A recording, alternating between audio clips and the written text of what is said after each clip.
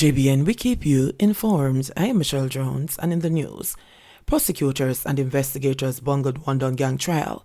Will gangsters walk free? Please remember to subscribe, like, share, leave us a comment, and click the notification bell to receive our daily news items.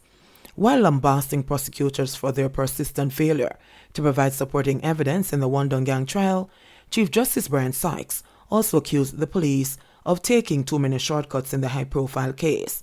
The tough-talking judge, while expressing frustration with the prosecution's style of presenting evidence, stressed that too much reliance was being placed on credibility rather than on affirmative and independent evidence.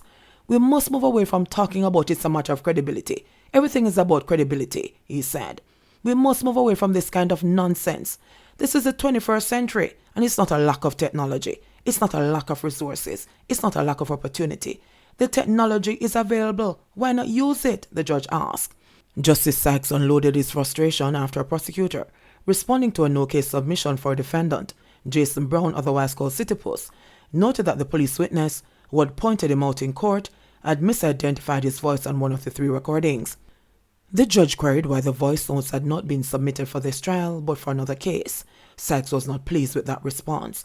So we're to just once again accept his words? The judge said. The retired inspector of police, who was called to identify the defendant, had testified that he had listened to threatening voice notes demanding extortion fees, which were allegedly sent by Brown to business owners in Spanish Town. The then inspector had later gone to a Rise Remand Center, where he tricked Brown into speaking with him to ascertain whether the voice in the recordings was his. The retired inspector said that conversations he had with Brown confirmed that the voices were the same. The ex-cop also testified that he had also spent about an hour outside of Brown's cell at the courthouse listening to another of his outbursts, which was similar to the voices heard on the recordings. But Sykes, during his near 6-minute-long rebuke, said it was unacceptable for the court to be asked to rely only on the ex-cop's say-so when he had spent hours listening to the defendant's voice and had visited him in prison specifically to hear his voice for confirmation. He questioned why the police had not employed the use of modern means of investigation during the visit. He also asked why the jail visit conversation had not been recorded. Too much shortcut, man, coming in from the police. You claim you have voice notes. You're making the claim that it is the voice notes that enable you to recognize the voice, and the voice notes aren't produced?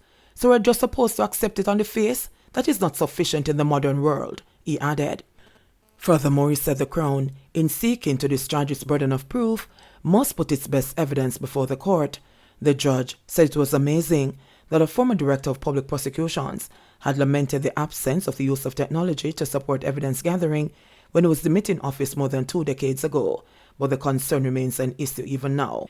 Here is a police officer who says he is going to Horizon, and the purpose of going to Horizon is to put a face to the voice.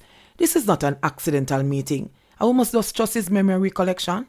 He says he sits outside of a cell for nearly an hour, and this man is talking about voice identification and no recording. In this day and age, really? The judge remarked. The prosecutor asked the judge to accept the retired inspector's evidence as credible, despite the absence of independent evidence. Justice Sykes was also urged to find that although the ex-cop had misidentified the voice attributed to Brown on one of the recordings, it was consistent in the other 2 instances. Justice Sykes was also asked to consider the circumstances in Brown's case, such as claims that he had been making calls from within prison and that he had multiple numbers, as was testified by the prosecution's main witness. But the judge again took issue with the prosecution's request, noting that there was insufficient evidence. Why is the court being asked to infer this and that? He asked. The prosecution completed its response to the no-case submission for 24 of the remaining 28 defendants. JBN, we keep you informed. Please remember to subscribe, like, share, leave us a comment, and click the notification bell to receive our daily news items.